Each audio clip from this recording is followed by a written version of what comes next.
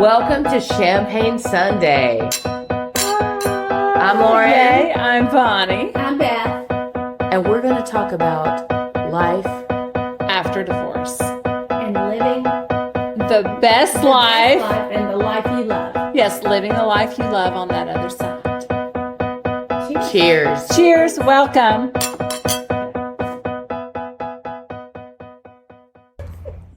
Okay, ladies, so tonight we're talking about what do we do now that we are happy? Which is a quote from Waiting for Godot or Godot, depending on which region of the world Whether you're an you're English in, teacher, you're a drama or a drama person. teacher or a British person or not. We were just listening to that. We were watching a clip of Patrick Stewart and Ian McKellen doing that show, and there's this moment where one of them, it's Estragon and Vladimir, and one of them says to the other, say, I am happy, and they go through this whole little thing, and then the other one says, what do we do now that we are happy? Well, they start with, I am happy. Yeah. I am happy. We're Say, all I'm happy. We're happy. Yeah. So what do we do now? What do we do now? I love it. Was so funny. They are so funny. Yeah. So tell me, Lauren, what do you do now that you're happy? We were kind of talked about this in the pregame, but I just worry so much less. And I don't linger on big problems. Like I don't wake up, like I used to wake up with this anxiety, and it's not, every once in a while it'll catch me, but most of the time it doesn't. And I just check off the list of daily things because I have a generally, like, everything is very good. So I'm not worried about anything. Not really. I mean, other than just normal human problems, but that's not even that. Well, it's not big a like, deal. For me, it's not even like my situation has changed all that much. I should still be worrying about money. I still need to worry about getting my kids through college. I still have them to worry. There are all of these things. And on top of that, I even have more things placed on me without a partner. And yet the anxiety is less. I think for me, I'm 7 years out now, a little over 7 years out. And I still have recurring money anxiety, but I've noticed that it has slowed. It's not as frequent anymore. It only occurs for big things. But I am happy and I'm grateful every day for the things that I do have. And you were saying you should be worried and nothing has changed for you, but I feel like that. But on the flip side, I don't have that frenetic energy in my house anymore. Mm-hmm. Yeah, the eggshells being gone. I know. Hey, this takes away so much. This is such a worry aside. I just don't feel scared of anything. I don't feel scared to come home to the unknown. I don't feel scared I just don't have that lack of it's fear. that tension. It's what I call frenetic energy. You come in and you feel the energy in your house. The energy in my house now is not the same. It's happy energy. It's peaceful energy. It's excited energy, but it's not the excited, oh my gosh, what's going to happen? It's not the fear of the unknown or what I'm walking into energy. It's a clean energy. Do you know what I'm saying? Yes. Even when bad things happen, like my kid's car got crashed, there wasn't this level of panicky anxiety thing. It was okay, this happened. Now we're going to deal with it. And we're just going to do it bump, bump, bump, bump, the steps. There wasn't I would say crazy, chaotic energy to it. Yeah. It's almost clean energy is a great way to say it. It's like when I was married in that toxic environment, no matter what happened, I always felt I had to manage that toxicity at the same time. Mm-hmm. How can I keep that as least at bay, as little as possible, so that we can all get through whatever the situation is without having that rear its head. And without that, it's almost like I have this peace and this trust that things are going to work out. Even when they're terrible. Yeah. I have like this just everything's going to be okay. Trust that everything's going to be okay. That is and I have, my biggest worry in my life is also finances. Like I worry about finance all the time. But even when I break it down, and I have made some adjustments lately. I'm trying a couple new things to really make sure that I stick to what I need to. And I'm being better about it. Like now, I just started teaching piano lessons, and now every purchase I make, I go, how many piano lessons do I have to teach to afford this? No, it's You're seeing the things in thing. piano lessons. So, That's great. no, it is good. And it has made me more frugal. Like it Right. qualifies things in a way that's different from if you're just getting a salary, for instance. So, and you do have to kind of figure out little side hustles or something else to do here and there if you're on a one-person salary. But I think that's true for any single person, whether you're divorced or not. Well, and it's Yeah. true for some married couples. Yeah.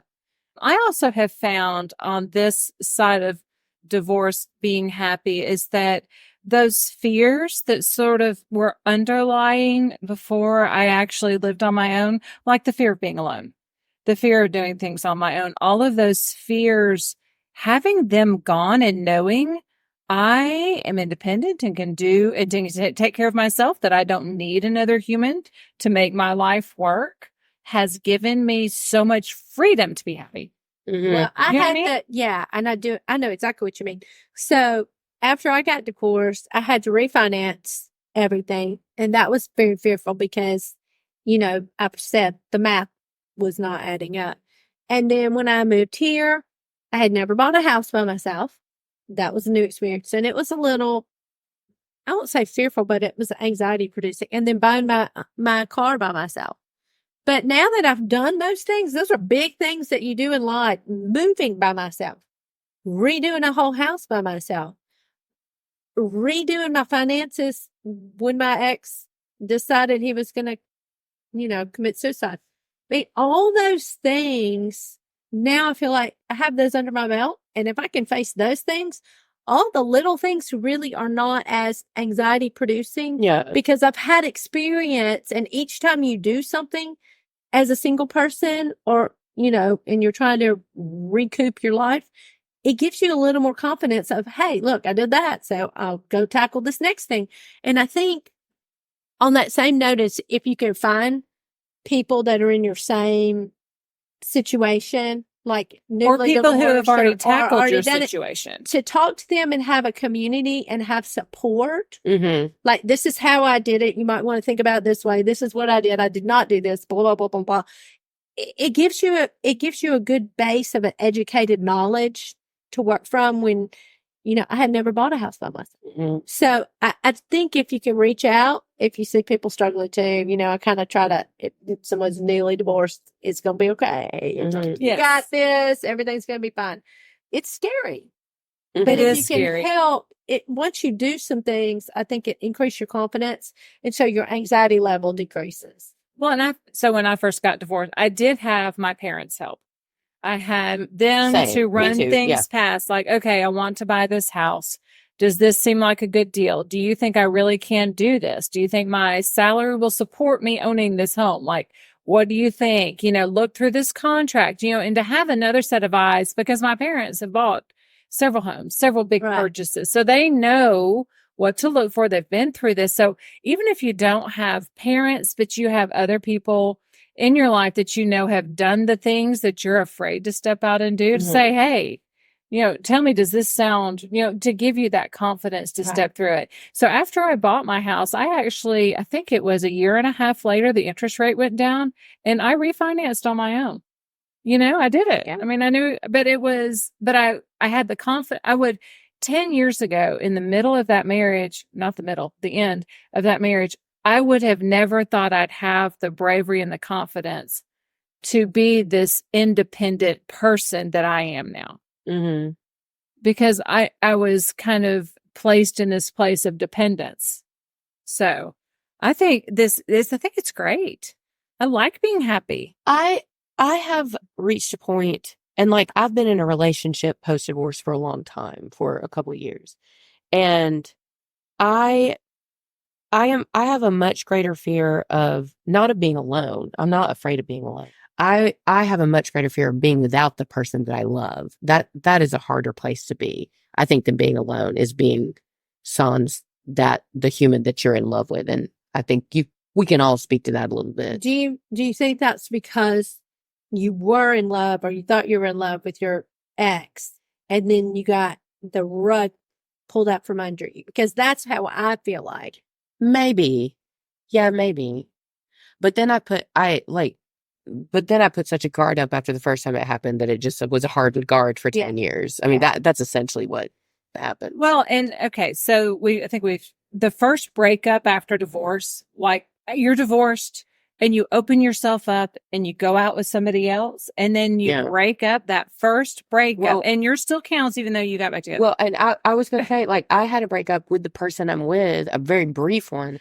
It's harder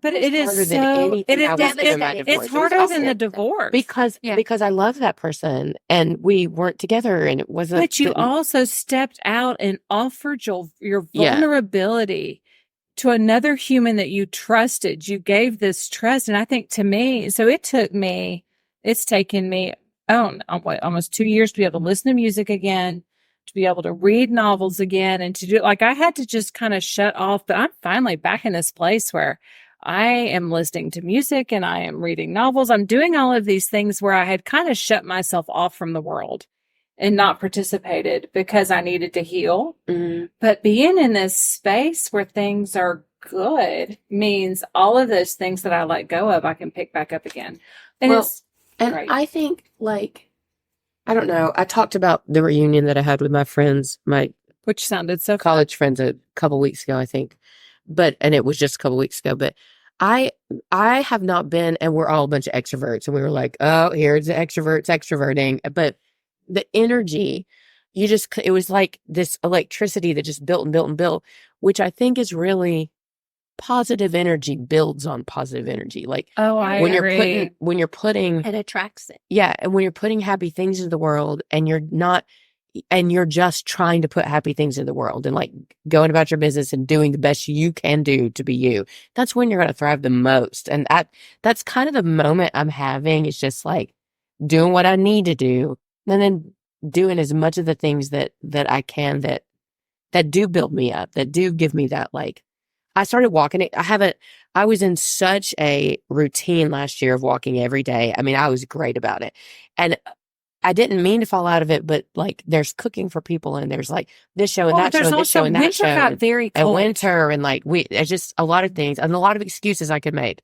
But then as soon as spring happened, like, I was like, all right, I got to get back into this, because nothing makes me feel as good as doing that. So, like, I set myself, music makes me really happy.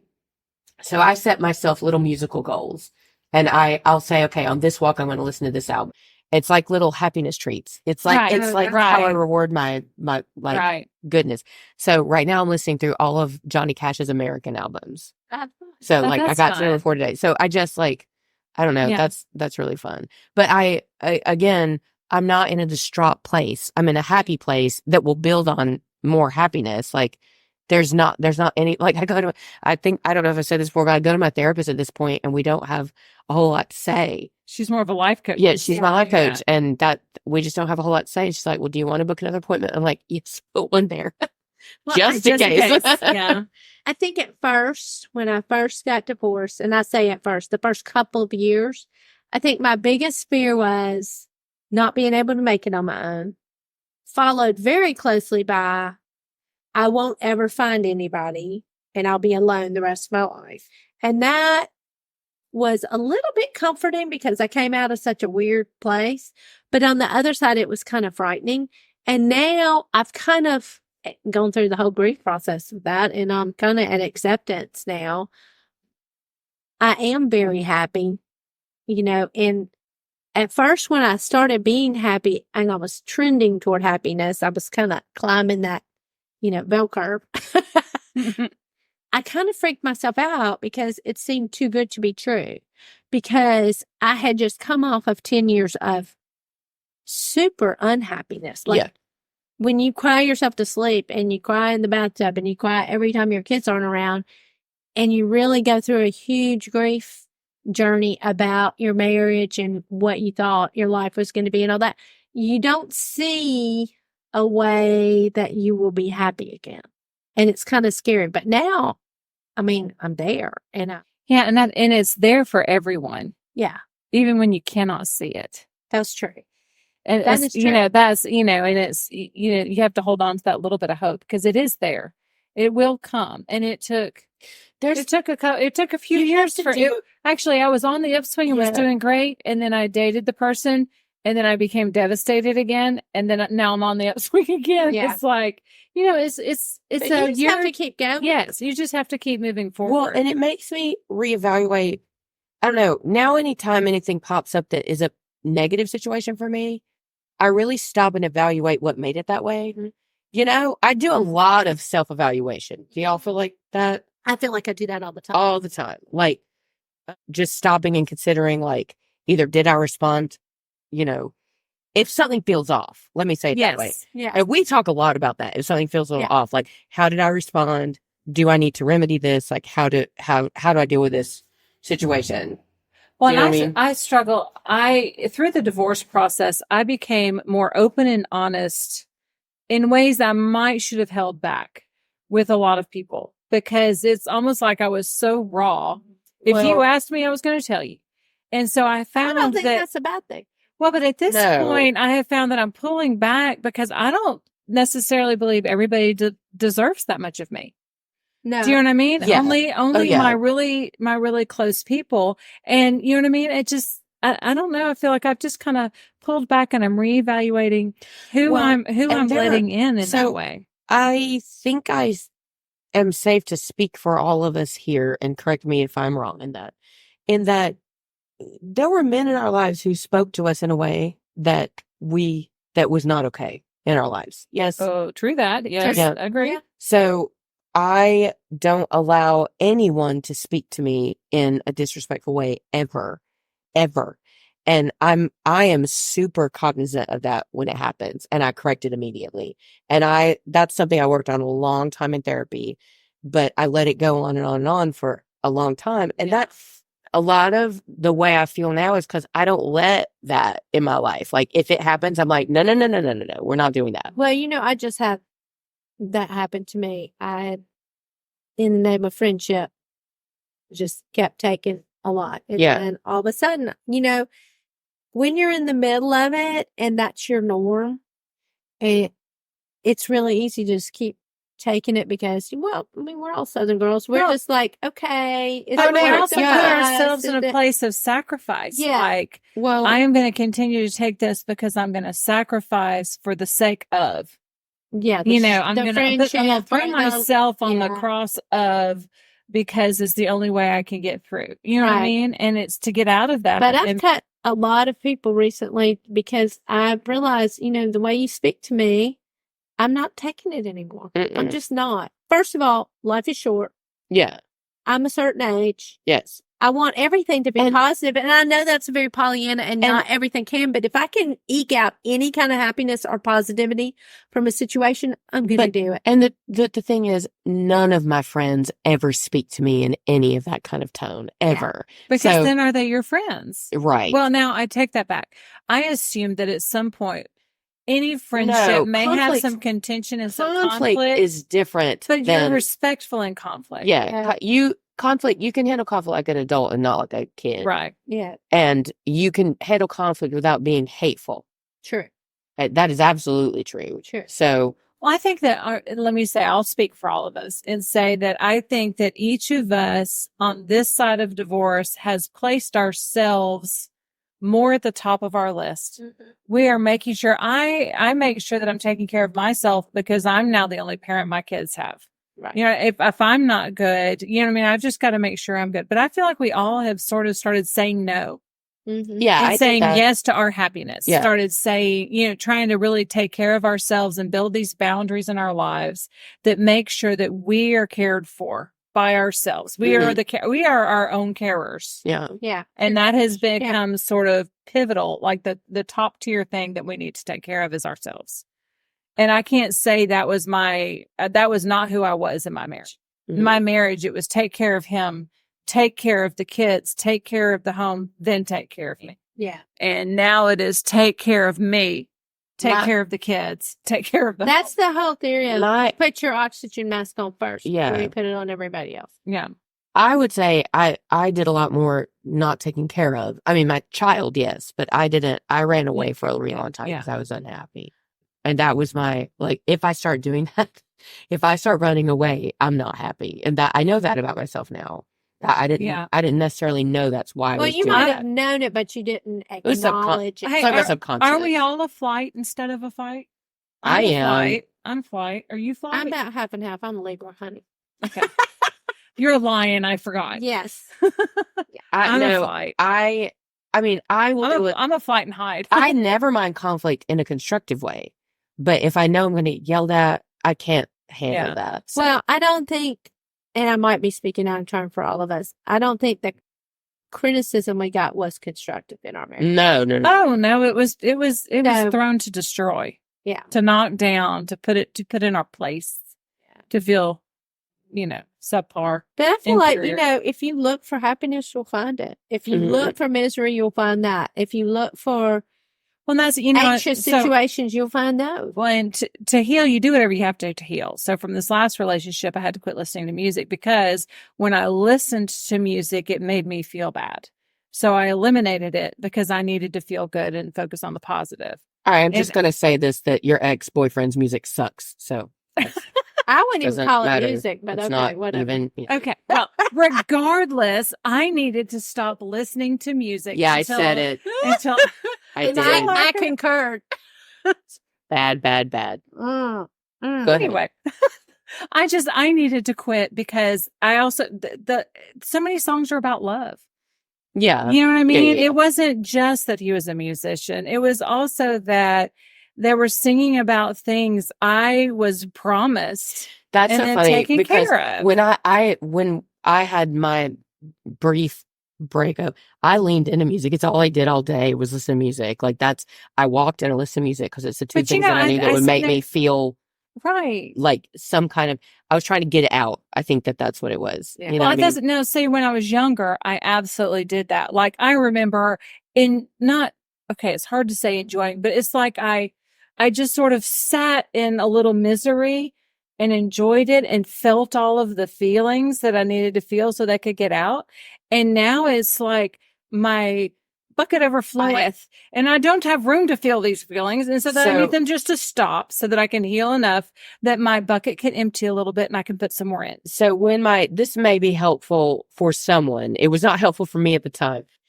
But when I had the first breakup post-divorce with, again, it was the same person now we broke up briefly. My good friend, and I was like devastated because it came out, it was very unexpected. So there was no natural ending. It was out of the blue. It was very out of the blue. So a very good friend of mine who is like my brother took me for drinks one night and he was like, and I was just a wreck. I was a wreck. And he said, "This is not the woman you are." And I was like, I can't help it. Like, I love him and this doesn't make any sense.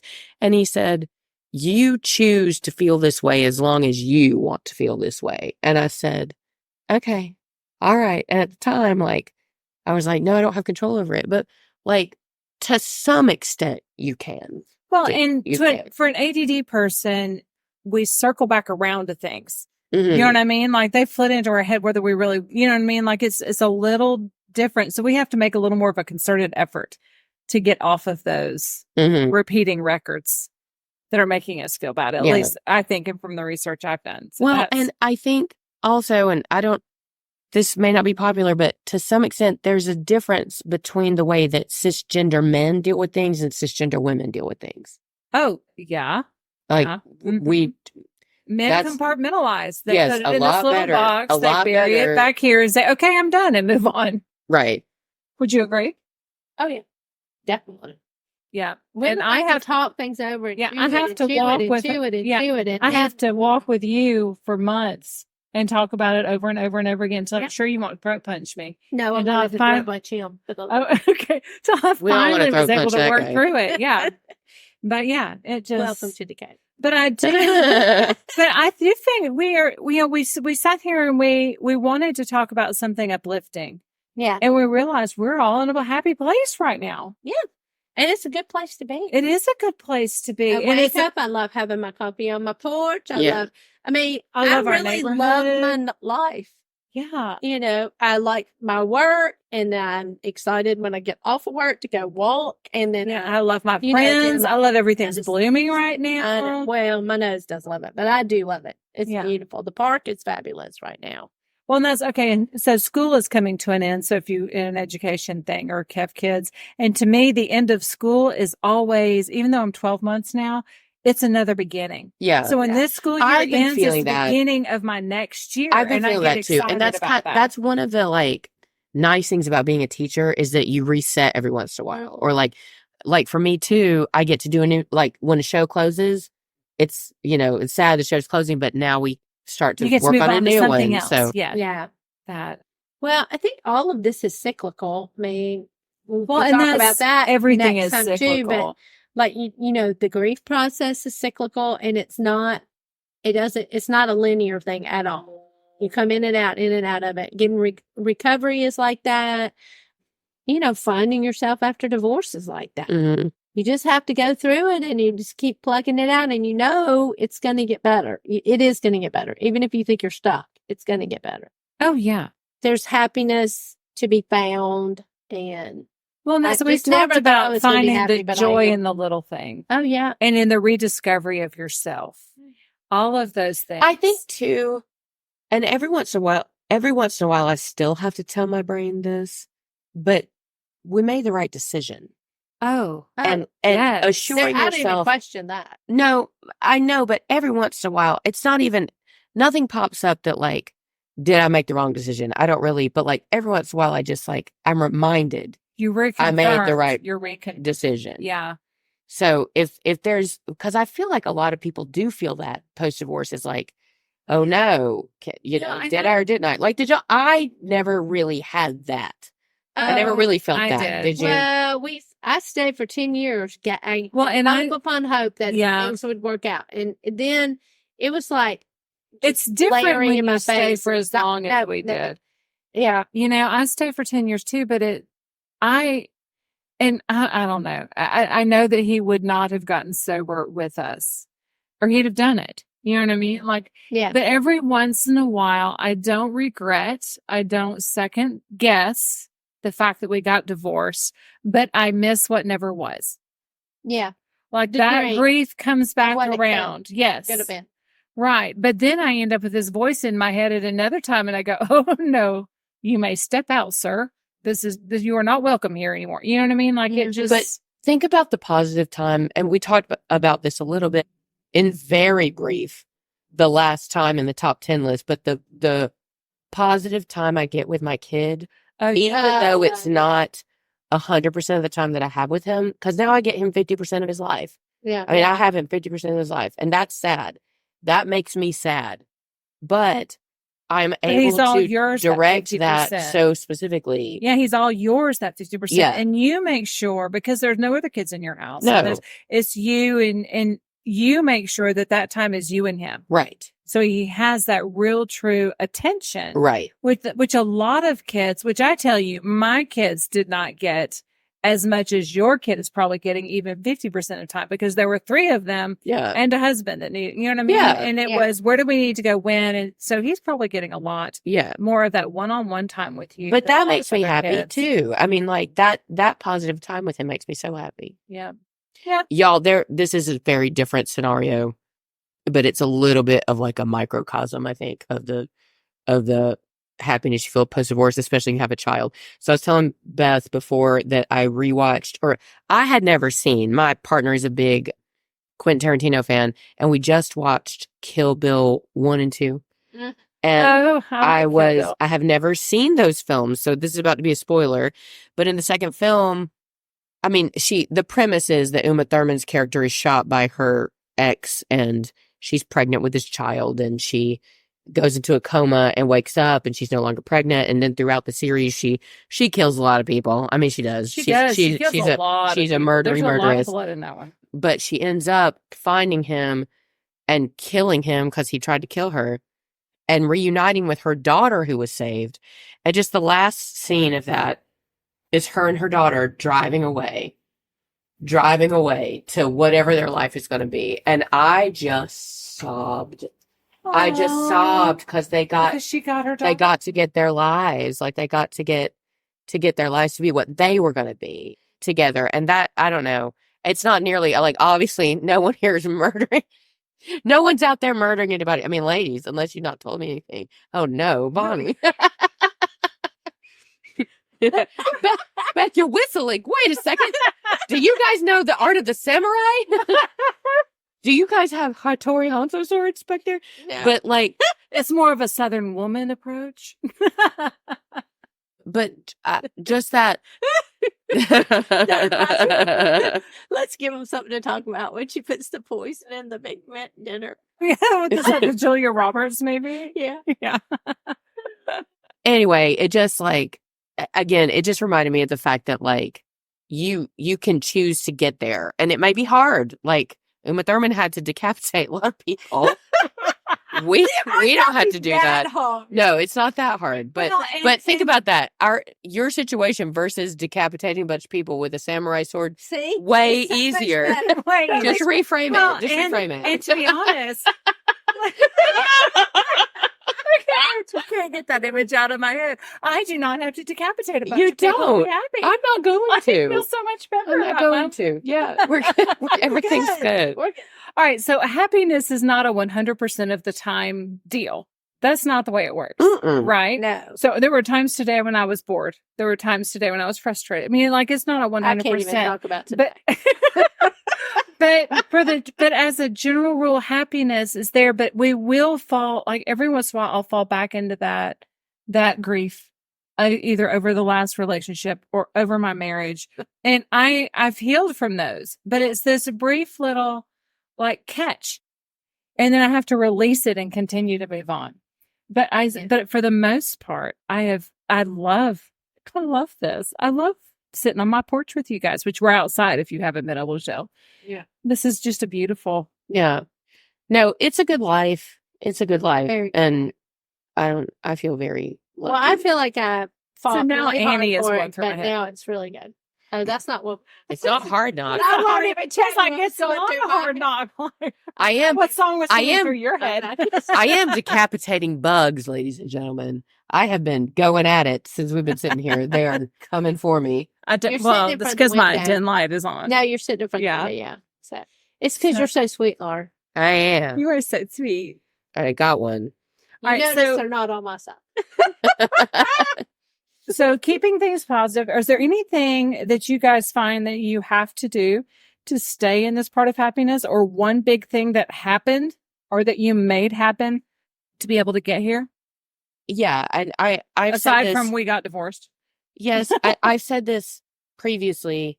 I really act more in the present than I ever have in my life. Like I do not futurize ever, almost ever, Yes. unless I'm That is planning a so trip. Unless I'm hard. planning a trip, I do not plan. Like my partner and I are just like happy. We don't plan for anything else, and that's happy. That You know, makes me happy. Giving up Um, futurizing has been the hardest thing for me. When I have my kid, I'm like, okay, I have him for this amount of time. How can I spend this amount of time? Like, I don't, unless it is a trip that needs planning, I don't do it. Or like a show that needs planning, I don't Yeah, think about it. I've stopped doing that, and I've stopped even being hopeful for a partner. Like I'm just very happy in doing things that I Yes. like to do. So Well, that's, my mother insisted that I not sign up for any program or try and work toward any big thing, that I take a year off and just be. And that has really made me realize I love my planner, and I love to fill in the boxes, and I love to make all of these plans. I don't always execute them all, but a lot of that was a coping mechanism hidden in that futurizing. Yeah. If Yeah. I can just focus outside of where, because for that 10 years, it wasn't fun. It was awful. So if I could have this futurizing, if I could picture this future where things were good, Mm, then I could just, engage in that fatal optimism and just hang out there in the future. And so to be here now and to Mhm. spend this time in the present and not engage in that And- futurism has been sort of a strange, fabulous experience. I don't commit to things that feel like work to me, if Mm. that makes sense. So, and I don't mean work as in my job. Like those are separate things. I love my job. I love my job at the school. I love my job at the church. I love my job teaching piano and voice. That gives back to me. It actually fills me up to do those things. But if somebody asks me to do something that feels like work for me, I try to say no, if that makes sense. Well, And I try to say yes to those things that feel like they're going to be fulfilling to me and fun to me. Or like if it involves hanging out with people that I love, like So that's kind of what another I say boundary. yes to. Well, that's self-preservation. Yeah. I mean, Yeah. I think pregame, I told you, But I'm a certain age and I realize. it preserves my happiness, because if I have to work, and I don't mean work necessarily as in something that feels laborious or something that I get paid to do and volunteering here. Volunteerism also like makes me happy. Yeah. I mean, if somebody feels like work, or if some engagement feels like work, does that make sense? Yes. And so I really only say yes to the things that I'm like, all right, if I say yes to this, I'm going in at the lens of I get to hang out with this person here. And so that will make me happy when I do that. Does that make sense? Yeah. Okay. Well, I think we all overworked through when we were getting divorced. We threw ourselves into everything outside the home to get ourselves outside the home. Yes, And I think we're I kinda did way too many opposite. shows. I did a lot of Beth, I know shows. you're opposite of that I'm now. opposite of that now. I had all kinds of parties and entertainments You were the on president of every everything. boards of everything, and PTA and book fair chairman. And, I mean, you name it. Paris Life chairman on the vestry a couple times. I mean, I just did everything. And part of it is because it wasn't pleasant to go home. I mean, Yeah. I would have rather been anywhere. Yeah. But now I was going to say, I'm a certain age and I have X amount of time left, and I'm going to spend it the way that I want to spend it and the things that feed me and make me feel good. And so I feel like I've gotten a little hard and too much in that area, but maybe the pendulum will swing back. So Well, I think you've needed some of this time to be your own carer, to take care of yourself. Well, yeah, look at that. Me and my rich, y'all, I think you have to stop and you have to be still. Mm-hmm. Yes. And figure out, I mean, some people, and I'm one of them, you spend so much time trying to take care of other people and make other people happy and make their life, fulfilling and rewarding and all this stuff. And then you lose yourself in that. And then when you circle around and you have time, you're like, what do I really want to do? Yes. We've talked about that before. I did 2019 back to Beth Burns, and that was so helpful. And I still tweak it now, even though it's 5 years later, but it's... Oh, I'm still working on my back to Bonnie. I'm very happy with my life now. So I will say, just because I've been with someone for a minute, what's successful or what makes me happy about the partnership I'm in now is that neither of us really do anything we don't want to do. but that's good. Do you know what I mean? Y'all function as best friends more than what we would traditionally think of as partners. But if he doesn't want to go to something, because I'm more of an extrovert than he is, but if he doesn't want to go to something with me, I don't require that unless it's something that is very, very, very important to me. You know what I mean? Yeah. And he gets that, but I would also not ever force him to do something that made him miserable, and vice versa. I have a crazy busy schedule that everyone in the world may not be super happy with, including other people I was with in the past. My partner now is you do have to go do you, we do we, and then we do us together. And that is so positive. So just, if you're letting go of one thing, there are better things. There are 100 million people out there if a partnership is what you're looking for. Well, I think it's important to float for a little while. Yeah. Contemplate on your life. Ask yourself questions like, where do I want to be in 5 years? What did I think this was going to be like versus what it actually is? And hey, what kind of joy can I get out of it? I think that's important.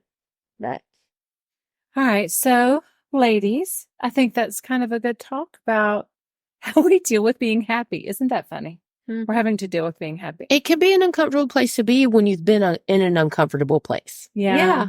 It's not your norm. No. So I wouldn't say that I knew how to be happy. Yeah, but it's freeing. I knew how to act like I was happy. Yes. I think that, So that I don't think anybody in The town fake it really till you knew make it. exactly how miserable I was. but I feel, I mean, and I think we said this on the top 10 list. I just feel so much like myself. yeah. Yes. I do Oh, too. I feel a lot more That's- like myself here yeah. too. I do too. Okay, so ladies, we'll wrap it up and tell me what it is that y'all are doing this week to live the life that you love. What are you doing to make sure that you're on that happy train this week? Well, I am going to a work party, which includes a sporting event. Oh, you love a good sporting event. So I Is it the Kentucky Derby? no, but I was invited to a derby party, so I have to put on a hat. Oh. Yay. But I'm going to the Biscuits baseball game tomorrow for a work function, and then the Kentucky Derby party is Saturday. But also the Strawberry Festival in Coleman is going to be happening, and Saw that. I might have to walk around and see what all I can see. We're going to put on hats and walk around. I'll get you a strawberry hat. There you go. A big old strawberry. That'll be good for you. That'll make me very happy. So this past weekend, when my nephew got married, Yay. and it made me so happy to see him with this person that is his best friend and compliments him so well. And their vows were things like, I promise to get up and get you a Diet Coke even after I've settled into the couch and I really don't want to move. They were, I promise to be your best friend first. I promise that when things are awful, I'll remember that you are my best friend and that you and I need to work through things together. It was like, wow, their vows are everyone's goals for a happy relationship. And it's sort of like, I came to saw y'all and you're like, oh, you believe in love again. I was like, okay, maybe, it just was so, I don't know. It was just so wonderful to see this. And then my son's getting married in June, and just kind of get that little preview and see him and his fiance there having fun. It just was so joyful this past weekend. So I'm sure I'll have a wonderful weekend this weekend. May go to the Strawberry Festival. I'll tag along with you, whatever. But I just, this past weekend was just so joyful for me. We have our final show of the semester, Calvin Cabaret. So that's just a fun, it's like everybody's final project. So big musical theater happy. It's on Friday and Saturday. And then I get my son back this weekend. And on Friday, he and I are going to the Space and Rocket Center all day because we get free museum passes because he's been at space camp all week. So that's so we have big fun, and he can show me everything he learned his this week. favorite person will be home this weekend. Yes. My daughter will be home this weekend. So that's what I get to look forward to. This weekend. He will be extremely excited to see that person. So, all right. Well, ladies, what do we do now that we're happy? Cheers. We stay happy. What do we do? What do we do? Thank y'all for joining us for Champagne Sunday. See you next week, girls. See you next week. Yeah, cheers. Have a good week. Cheers. Yeah, cheers.